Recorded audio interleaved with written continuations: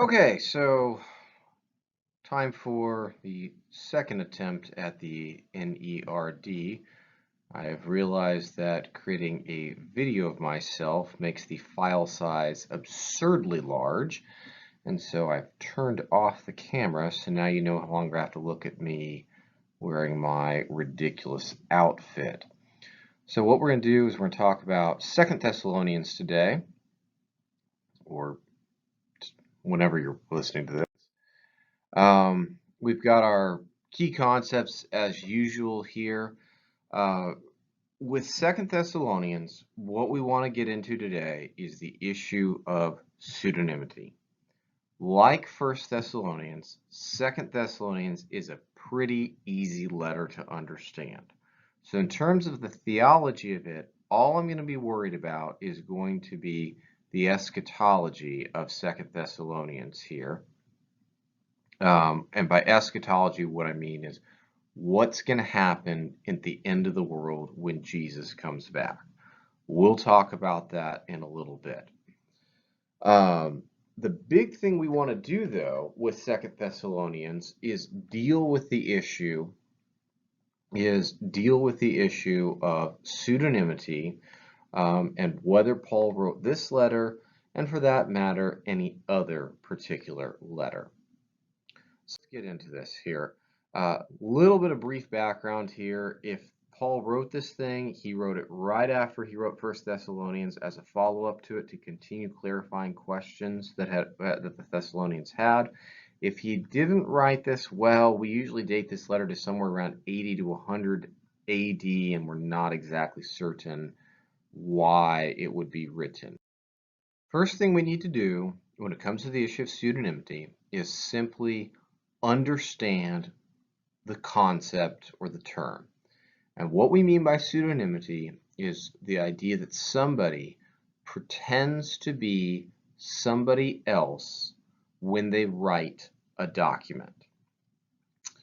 And so a very simple modern day example would be if I was to write a letter to the president of the university saying that I deserve a massive pay raise, and then I was to sign it as Dean Timothy Crawford.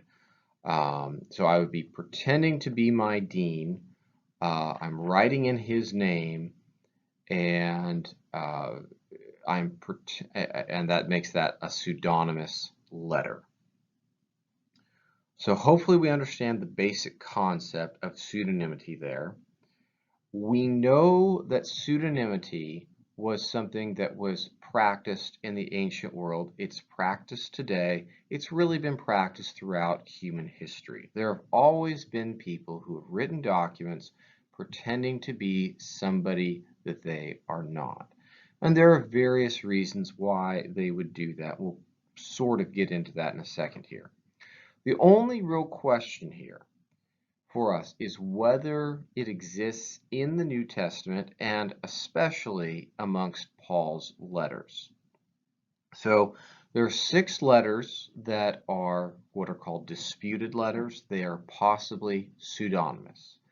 2 Thessalonians, Ephesians, Colossians, 1 Timothy, 2 Timothy, and Titus. Now that we know that there are possibly as many as 6 different letters that were not written by Paul, even though they're attributed to him, we need to deal with the issue of whether this would be morally acceptable or not. Oftentimes, people will reject the issue of pseudonymity. People will say that Paul must have written all 13 letters in the New Testament attributed to him, because if he didn't, the New Testament would include a lie. And it is true that at its core, pseudonymity is a lie. But what we need to deal with is that lie really something that is morally wrong? If we were in class together, what I would like us to do is to go through these 6 examples that I have listed here and to try to figure out, are these morally acceptable or not acceptable to us? Because all of them deal with some modern version of pseudonymity one way or another. Usually the results of this are that most students will find at least some of these acceptable and some of these unacceptable. If you look at bullet point number 5, a family member writes a Christmas card and signs the names of all 4 members of the family. That's an example of pseudonymity. When my wife sends out Christmas cards, much to my chagrin, every single year, no matter how much I don't want to be part of the Christmas card, no matter how much I do not want her to be in the picture or anything like that, yes, Dr. Wickman hates Christmas. You can go ahead and write that down in your notes. No matter how much I try to convince my wife that I don't need to be a part of this particular activity, my name is always attached to the annual Wickman Christmas card. And so far, every single year, every student says, "Oh, Dr. Wickman, you're such a Grinch. Bah humbug." And everybody says, "This is perfectly acceptable for your wife to sign your name to the Christmas card. Even though she's not Eric Wickman, she still signs my name, pretends to be me, and says this card is from her, me, and all of our kids, even though not all of our kids have the ability to write their own names yet." So this is a clear-cut example of pseudonymity. It's also an example where virtually every student I've ever taught has always said, "This is no big deal." And again, if we were in class, I would maintain that the Christmas card is an offense against me, but since we're not there to carry on the charade, I will simply yield the point and say, yeah, you're right. The Christmas card is not that big a deal. Now, some of these other situations, though, are a little bit more unclear, are a little bit more open-ended. And it varies from student to student which one they find acceptable and which one they don't. As a general rule, most people are against number 1, whereas most people are okay with number 2. And number 3, most people will say, well, it depends on the situation. It would not be appropriate. It's appropriate for a woman to write as a man because oftentimes women have difficulty, especially historically, getting published. So changing your name to be a man's name would be acceptable in order for your information, your book, whatever it is you're trying to write, to get out into the public. But it wouldn't necessarily be acceptable for for a white male like me to to change my name to a female name and write about my experiences as a black female in the United States, because obviously I am not a black female, and changing my name to pretend that I was one would be a terrible lie and would be an example of completely misleading the audience over a very serious issue. So what this exercise is designed to do, and hopefully get you to think about, is that very few students, and when I say very few, I mean I'm yet to have a student who has said that in every single situation, pseudonymity is completely morally unacceptable.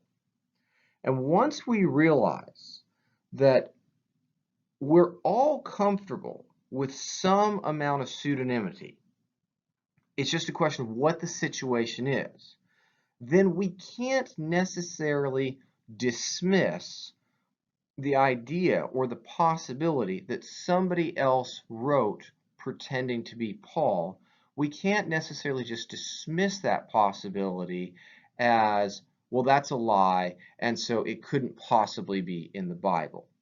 Because we're all comfortable, we all find it morally acceptable for pseudonymity in modern situations, in modern contexts, and the ancient world it was very common as well. So the only question that we really have to deal with is, was it acceptable to the original audience now at this point? I skipped that previous slide because that slide had all the, it just was asking the question, it was just a discussion question. Here, what I want to quickly take note of is that different people have different opinions on whether it would be morally acceptable for there to be pseudonymity in the ancient world as they developed the New Testament. You have some arguments against that on this slide and on this slide as well.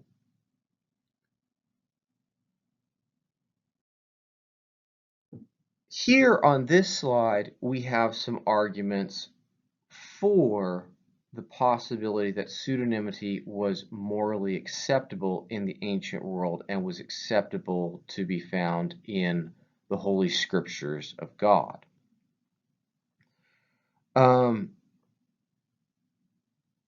The main point on this particular slide is that if we look at the book of Jude, the book of Jude quotes something called the book of Enoch.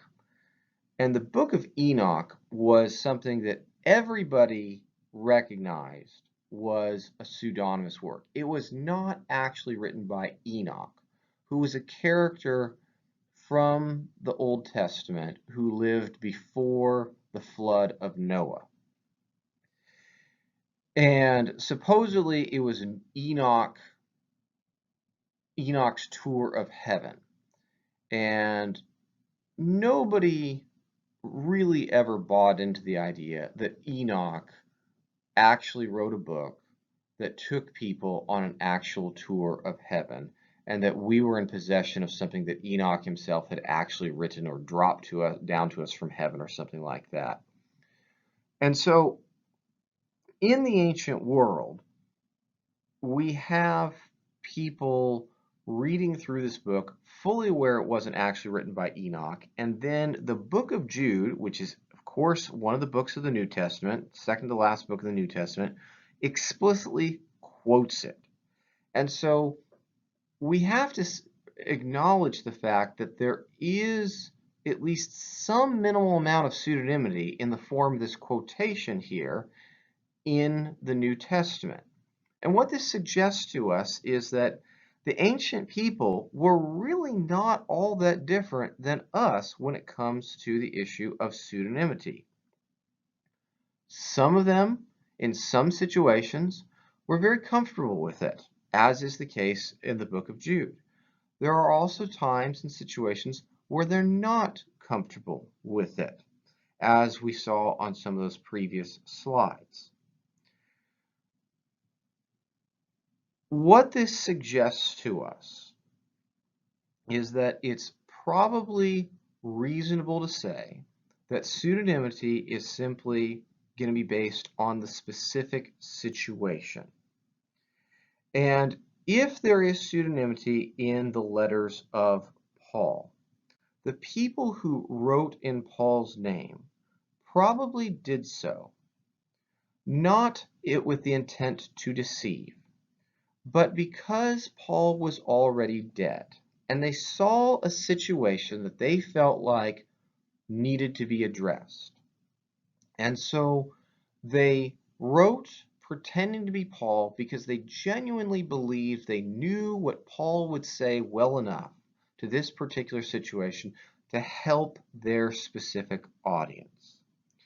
The author of our textbook, Powell, if I remember correctly, makes a comparison to what these people may have been doing with a modern day cover band. The cover band, when it covers a hit song, does not do so with the intent to try to steal that song from the original artist. They do it oftentimes as an homage to the original band and say, this was an incredible song, we loved this song, and we wanted to sing it too, and maybe put our own little spin on it as well.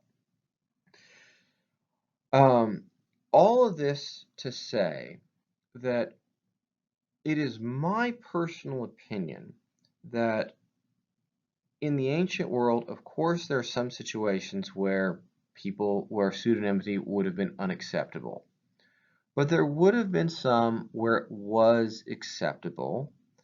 And the situations where receiving a letter from somebody who was pretending to be Paul are reasonable to say they would have been morally acceptable, because it is somebody trying to help a Christian church deal with a particular problem and do so with the effort, do so with the thought of Paul in mind. So on the test, when I ask you the question about what would the reaction of the ancient people be to receiving a pseudonymous letter, my answer would be to say that it is probably neutral. Some situations it would have been okay. Some situations it would not have been okay. So I think we can just simply say this is just, it was neutral. This is just the way it was in the ancient world. Again, not unlike the way things are in the modern world, where sometimes we're okay with pseudonymity, Christmas cards, and sometimes we are not. Now at this point, all we've determined, all we've done is clear out the moral obstacle. We cannot, I don't think it is reasonable or fair to simply be dismissive of the idea of pseudonymity purely on moral grounds. That's all we've established at this point. That doesn't guarantee that any of these books actually are pseudonymous. Now what we want to do is we want to try to understand why scholars think some of these books weren't necessarily written by Paul. And on this particular slide, I want you to know the 5 bullet points on this particular slide. On the test, I'm going to ask you, which of these are or are not methods of determining pseudonymity here? Now, what I'd like to do is give you, I'm not going to go through every single little bullet point here because nobody wants to do that. But I'm just going to give you a little taste of how some of these methods are used by scholars to determine pseudonymity. So we have our first example here, which is the issue of formatting.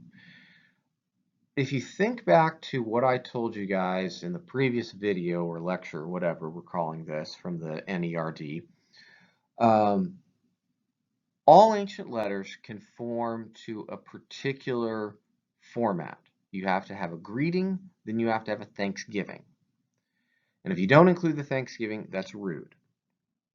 But you don't have to thank people more than once. In 1 Thessalonians, Paul thanks his audience twice, which is weird. What's even weirder is that Paul thanks them twice in 2 Thessalonians. This has led people to say, it's weird to do it once, but it's Paul's first letter. Well, maybe, this is just what he did this one time. For him to do it twice has suggested to some people maybe somebody had a copy of 1 Thessalonians and was trying to copy it and was doing it a little bit too perfectly. The analogy that I would use is if you guys were trying to imitate me or try to copy me, you would of course use some of my catchphrases that I use in class. And now I will stop talking for a moment while you contemplate all the many things that you know that I say all the time. Hopefully you've thought of at least one of those phrases that I think of all the time. I'm going to use the example of for test purposes. You hear me say that all the time in class, and I do that hopefully for your benefit. But if you were to imitate me, you would probably use that phrase. But if you were to do it too much and too often, then it would look like you're working a little too hard to pretend to be me, and it would become a caricature of me. And so by copying this double Thanksgiving, some people think that somebody was working too hard to copy Paul's style. On the other hand, if 1 Thessalonians is Paul's first letter, then 2 Thessalonians would be Paul's second letter, and maybe this is just the way Paul wrote at the beginning of his career, and his amanuensis told him after he wrote these two letters, look, Paul, you really don't need to write like this here. Can we simplify this? And Paul learned how to write letters better. That's a distinct possibility here. Style and vocabulary is the same concept here.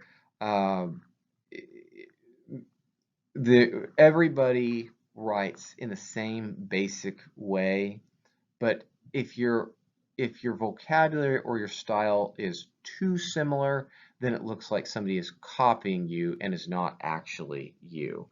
We'll skip the internal evidence for now. Move on to purpose and theology here. This is something I would genuinely like you to know for the test, so pay close attention to this one. In 1 Thessalonians, Paul says Jesus is going to come like a thief in the night. The emphasis in 1 Thessalonians is that Jesus is coming back really, really, really super duper soon. In 2 Thessalonians, Paul says certain signs have to appear before Jesus comes back.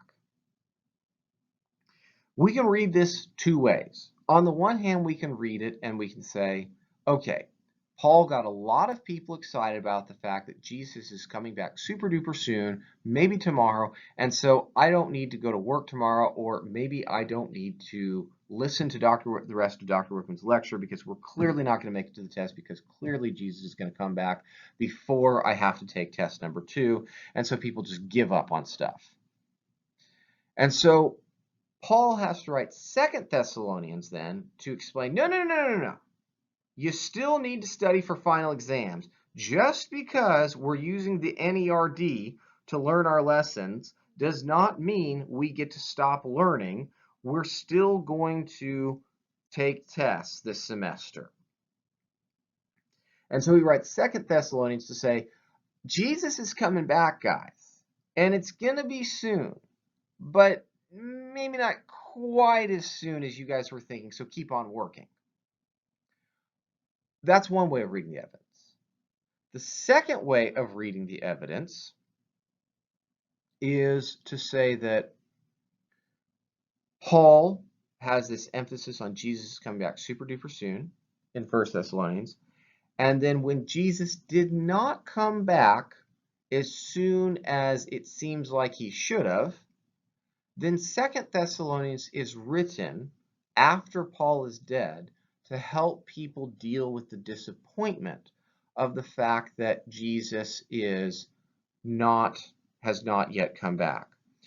So we refer to this as what's called a delayed eschatology in 2 Thessalonians. I want you to know so this is something I want you to know for the test. First, what do we mean by delayed eschatology? All right, so the term eschatology means study of the end times. And so a delayed eschatology means that the end times, or Jesus coming back, is going to be delayed. It's going to take a lot longer to get here. And Second Thessalonians has a delayed eschatology. It means that it emphasizes Jesus will come back, but not for a while. Whereas First Thessalonians emphasizes how soon it's all going to happen. All right, so this leads to the end of this lesson here. Who wrote Second Thessalonians? Paul, somebody else? This is for you to decide for yourself. I've gone back and forth on this one personally as I've read the evidence. At this point, I kind of favor Paul having written this one. I don't find the evidence compelling enough that to prove pseudonymity. If could somebody else have written it? Yes, it's possible that I am wrong about this. It is worth you guys considering whether Paul wrote this or not. This is not just an obscure point of, well, did Paul really write this, or did Silas really write this or not? If Paul wrote this, we can read this letter as Paul sort of correcting some of the things he said, or better explaining, that might be the better way of putting it, of better explaining the things he said in 1 Thessalonians. If Paul didn't write this, then the whole historical context of this letter changes. It would have been written 30, 50 years after Paul was dead. It might not even have been written to the actual church in Thessalonica. This could simply have been a convenient explanation, a convenient excuse to write this document. It may have been written to a completely different audience than the Thessalonians. It may have been intended for a big, broad audience. It may have been intended for an audience that would be, it may have had a sense of now and for all time to it. Whereas Paul's letter, if he wrote it, may have only been intended for the Thessalonians in their specific context. As we consider these issues, these are not things that I can solve for you. It is not my goal to impose my opinion or the opinion of any other scholar on you. It is simply to make you aware of these issues and help you make an informed decision about what the best way to read these letters ultimately is. So I think now that we're at, again, close to 30 minutes here, I think it's time to wrap this up here. If you have questions about this, as always, please email me. I will make sure to tell you about some sort of live chat session, or I'll set up a Zoom if you want to chat with me via video conferencing or something like that. That may work better than email as well. So again, continued thanks for your continued patience. Hope everybody is doing well and continues to be healthy. And I will see you at the next nerd session.